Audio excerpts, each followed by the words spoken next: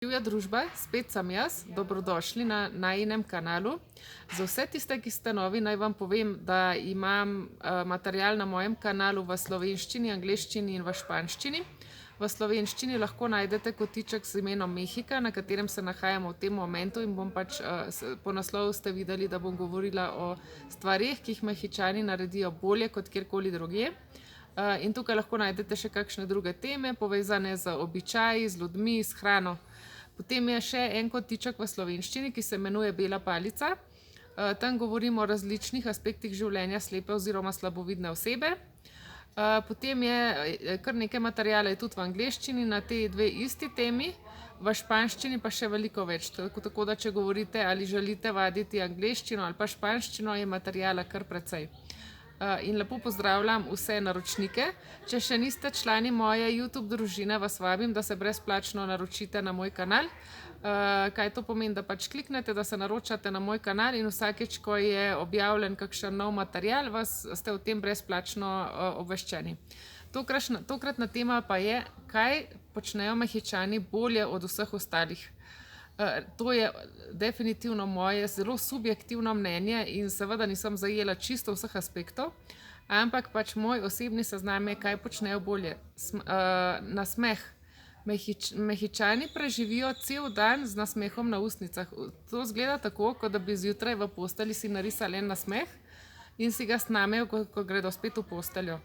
Oni preživijo dan res z nasmehom na ustnicah. Se pozdravljajo z nasmehom na ustnicah, jasno, da se smejijo, če je kaj smešnega oziroma zabavnega, se smejijo tudi, če so nervozni zaradi kakršnekoli zadeve in celo, če so jezni. To je dežela nasmehov, čeprav se pravi, da je tajska dežela nasmehov, zame je Mehika definitivno dežela nasmehov.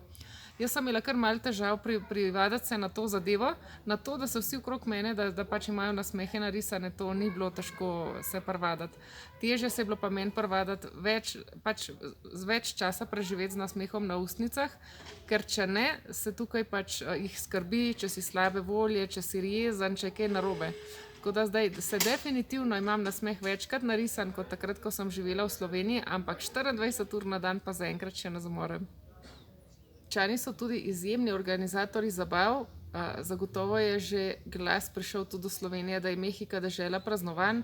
Tukaj se praznuje absolutno vse. Če začnem od 1. januarja naprej, novo leto, potem je dan 3 kraljev, potem je Valentinovo, potem je dan ženata, to ni tako zelo pomembna zadeva v bistvu, je pa prvi spomladanski dan pomemben, v aprilu je dan otroka, pa seveda, da celo praznovanje velikonočno, je to še vedno zelo močna katoliška država, tako da se tukaj živi več običajev.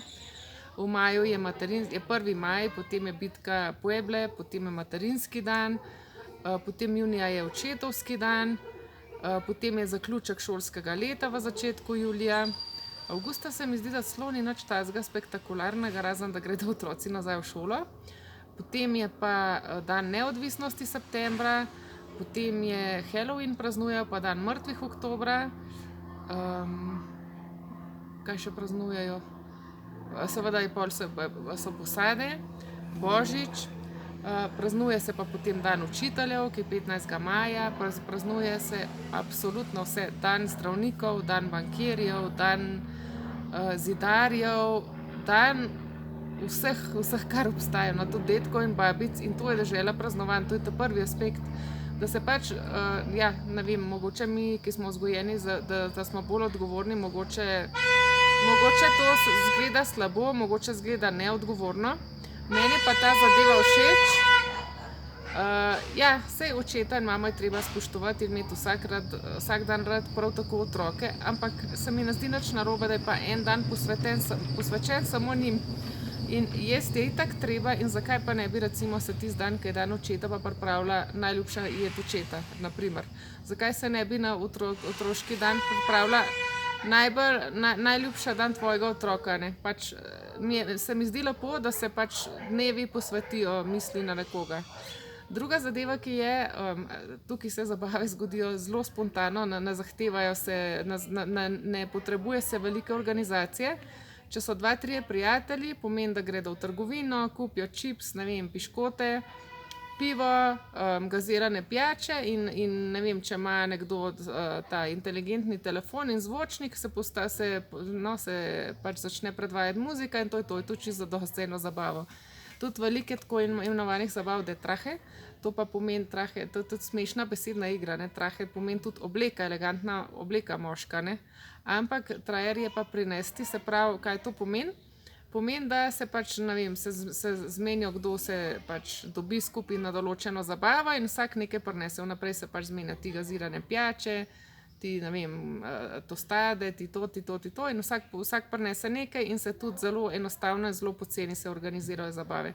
Tako da definitivno so mojstri zabave v Mehiki. Tretji zelo pomemben aspekt, v katerem so zame genialni, je hrana. Tukaj je hrane na pretek v vseh različicah, tako za bolj plitke žepe, kot za zelo globoke žepe, take na hitre hrane, ne vem, sofisticirane hrane v romantičnih restavracijah, vsega je za vse. Variacija hrane je taka, da še zdaj v 12 letih nisem poskusila večino zadev. Mehika je zelo, no, najprej bomo obdelali hrano, tukaj se reče street food, se reče v angleščini, se pravi hrana na cesti. Tukaj imaš lahko ti stojnico s hrano brez kakšnih posebnih dovoljenj, tako da lahko najdeš tam sveže sadje, recimo mango v lončkih, lahko je hikama pripravljena, to je tako nekaj, je podoben repi, no, na nek način sam nima tacga okusa. Lahko imaš sadno solato, ti postrežejo, to je to sveže stisnjen pomarančni sok, ne vem, zelen sok, ki imaš iz peteršila, iz nopales, to je iz listov kaktusa in iz apio. Kaj je apio in ingles, Diego? Celery. Iz zelene. Pa imaš potem sokove za hujšanje, pa imaš sokove proti gripi, pa tako naprej. Potem jasno, da nam manjkajo stojnice s takosi, potem stojnice s tortami. Torte so tukaj sendviči, to je recimo še najbolj podoben, če bi dal človek 2 primorske žemlje skupaj in je običajno namazana z zmečkanim, kuhanim fižolom in potem je vse živo gor. Lahko je dunajski zrezek, lahko je šunka, lahko je sir, lahko je so hrenovke, ne vem, vse žive variante in potem paradižnik, avokado, to je en sendvič. Potem, ne vem, variant je še, vse živo se lahko kupi na teh stojnicah. Lahko si samo doma in pridejo mimo na kolesu z določenimi zvoki in ti prodajo tamales, to je ena tipična mehiška hrana, ki jo bom v drugi priliki bolj v detajle razložila. Potem s pecivom, s košaro peciva tudi pridejo mimo in pač povedal, da je pekarna in pač če želiš, stopaš ven in kupaš. Potem imajo zelo radi, to, kar oni imenujejo skites, to pa pomeni to, da daš zrne koruze, daš skuhaš in potem prodajo to v lončkih, je lahko začinjena s čilijem, z majonezo, z različnimi omakami, potem pečeno koruzo, kuhano koruzo in variant je še. Potem je, neodvisno, kje živiš, je zagotovo v bližnji soseski nekdo, ki pripravlja doma pripravljeno hrano, se pravi quesadille, takose, še kakšno drugo zadevo, hamburgerje, pomfri in greš enostavno domov k tisti osebi, iz kakšne garaže ponavadi naredijo in se tam usedeš in kupaš in poješ. In potem smo pa še pri jasno bolj sofisticiranih restavracijah in so, ne vem, je variant nešteto, tako za morsko hrano, kot za svinjino, govedino, res, to je gastronomija brez mej, tako da so izjemni v kulinariki. So tudi neverjetni, kar se tiče, dajo ogromno nadimkov, recimo to slavnim osebam, recimo Messi ima nadimk bolha, pulga, no. In potem, ne vem, en trener mehiški ima nadimk El Piojo, to je pa uš. Potem je en zelo znan napovedovalec, zelo inteligenten, zelo razgledan je El Teacher, no, zato ker toliko ve. ¿Cuál más me falta? Chucky es porque por... El muñeco Chucky. Aha, je podoben eni igrački, no, skratka, kako je s temi nadimki. V Sloveniji se zelo trudimo, da se ne bi delali pomanjševalnic, da se ne bi spreminjali imen. Tukaj si pa vsak, kam jim pride, si dovolj tvoje ime malo spremeniti, malo prilagoditi in tudi nadimk ti dajo, ne, in tudi dajo, v bistvu je tak, kako bi rekla, iz ljubezni, no, starši otroke kličajo, ne vem, bajsi, pa suhica ali pa suhec, no, ampak to ne pomeni, da res fizično tako izgledajo, to je prav ljubkovalno rečejo, no. In res so, majstri so za tele nadimke, meni sicer, sploh če ima kaj veze s fizičnim izgledom, meni to ni preveč všeč, ampak oni takoj izberejo eno ime in pač ti se tistega imena ne moreš znebiti, ker ti ga enostavno dajo. Moram reči, da so tudi izjemni gostitelji na splošno, ko tujec pride v Mehiko, se počutiš zelo dobrodošlega, ker te sprašujejo, iz kje prihajaš, skušajo deliti, kar je dobrega in lepega v Mehiki za videti. Recimo ti povedo, kaj moraš poskusiti jesti, kaj moraš poskusiti piti, kaj moraš videti. In ne malokrat ti tudi vrata svojega doma nesebično odprejo in te povabijo in ti kakšno tipično zadevo pripravijo. Če si pa ti tako direktno povabljen, ker te pač poznajo doma, so pa res izjemni gostitelji, nikoli ti ne dajo vtisa, da se pa mudi, da zdaj so pa zaposleni, da se jim pa da morajo pa zdaj hitro pospraviti, tako kot sem že v Sloveniji doživela, da ti skoraj krožnike iz rok vlečejo, ker jih že želijo pomiti. Tukaj ne, se usedejo in se posvetijo gostom. Delijo vse, kar imajo in česar nimajo, vse dajo na mizo takrat, ko imajo obiske, samo zato, da se boš ti udobno počutil. Kar naprej ti ponujajo, a boš še to, a boš še uno, kaj pa bi še, a si v redu. Ne vem, poskusiti res za vsem ustrešiti in so res izjemni gostitelji. In imajo znan rek, moja hiša je tvoja hiša, kar je res samo v besedi, kako se obnašajo kot gostitelji. Imajo tudi izjemen talent, da se šalijo na svoj račun in to celo v najbolj težkih trenutkih. Ne vem, če se spomnite zadnji potres, ki je bil septembra 2017. Od tam so tudi šale ven potegnili so šale, zdaj, ko je bila ena nesreča, ko so te, ki kradejo nafto, ko so se zažgali in to je bilo šal še.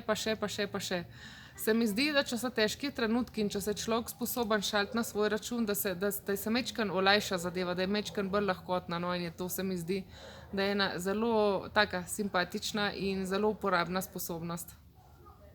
No, ne samo, da se šalijo na svoj račun, v težkih momentih so tudi izjemno solidarni. Recimo za potres so zbirali, ne vem, skoraj v vsaki ulici so zbirali obleko, hrano za ljudi, ki so bili oškodovani v potresih. Prostovoljci so šli pač umikati ruševine, iskati ljudi izpod ruševin. Prostovoljci so šli iskati domače živali. Prostovoljci so se ponudili za zdravnike, no, tisti, ki so bili zdravniki, so šli brezplačno pomagati, psihologinje so šle pomagati, pač ljudem premagovati travme, res. Ponudili so se za vse, ampak res za vse in to se tako kot se dobijo za pač zabavo, enako hitro so se združili in organizirali in zbirali pomoč za oškodovane v potresu. In isto je v poplavah in v katerikoli pač nepriliki. Moram reči, da je tudi španščina mi je izjemno všeč. Meni španščina ni preveč všeč, zato ker je treba takole govoriti, to meni ni ljubo. Potem so pa druge vrste španščine, recimo iz Čil, kjer pa besede ne povedo do konca in to je pa meni strašno težko, zaradi tega, ker pol moram pa ugibati, kjer del manjka in imam težave razumeti, kaj želijo povedati. Tukaj v Mehiki izražajo besede do konca, imajo pa določene posebnosti. Mehika je tako velika, da recimo ena beseda, ki pomeni v enem delu Mehike sladilo, je pa v drugem ene vrste sir, recimo zanimivo, ne? In še sami Mehičani včasih, ko potujejo z enega dela v Mehike v drugega, pač imajo težave s kakšno besedo posebno. Potem so mojstri za, tukaj se reče albur, se pravi, da iz vsega vse obrnejo na spolnost. Ne, to je neverjetno, vse, kar ima obliko moškega spolnega organa in pride prav, da se začnejo muzati, če ti kakšno od teh besed uporabiš. Ampak mi je pa, dobro, to mi ni tako zelo simpatično, mi je pa zelo simpatičen, ker veliko rekov uporabljajo in veliko posebnih izrazov. Recimo rečejo, ne vem, tudi jaz nisem sladka hruška, recimo, kaj to pomeni, da imam tudi jaz moje napake, ali pa tudi jaz nisem zlatkovanc, to je pomeni, da tudi jaz nisem, ne. Tudi jaz imam napake. Ali pa se reče, ne vem, da si ni dal račun, recimo, take izraze imajo, ki so meni smešni, če jih prevedem, ne, to pomeni, da ni opazil. Pol imajo pa metaforične, ne, recimo, ne vem, bom dala en tak primer. Joj, sem si hotela kupiti eno obleko, ampak nisem nič najdla, ni bilo moje velikosti, ni mi bila nobena barva všeč, pa dodaš, ampak na silo se še čevelj ne obuje, ne, in pač hočeš povedati, da če se nada, ne. Pol imajo en izraz sacar la sopa, ne, to pomeni izvleči testenine, ne, kaj bi zdaj to bilo, ne. Ja, da izkušaš izvleči informacijo z nekoga. In se mi zdi, mi je tako res simpatičen, ker, ali pa rečejo, hitim počasi, ker se mi mudi, nekaj hočejo reči s tem, da če se ti mudi iz kakršnega koli razloga, da moraš stvari delati počasi, da ni karkoli narobe, da se ne zmotaš, da ne polomaš, ker pa tako ne. In se mi zdi res simpatična španščina, ker kljub temu, da je španščino zdaj že precej dobro obvladam, tudi besedišče imam že precej dober nivo, ampak teh izrazov pa res to mora pa človek obvladati, pregovore, obvladati reke iz različnih delov Mehike in to, da ti popolnoma vse razumeš, ne, tako da ja. Se mi zdi res simpatična njihova španščina. No, to je bilo samo nekaj stvari, ki se meni zdijo zelo posebne in zelo izjemne. Če kdo od vas slučajno pozna kakšno zadevo iz Mehike, ki se vam zdi, da je pa mogoče boljša, kot kjerkoli na svetu, vas vabim, da pač poveste, da komentirate v komentarjih.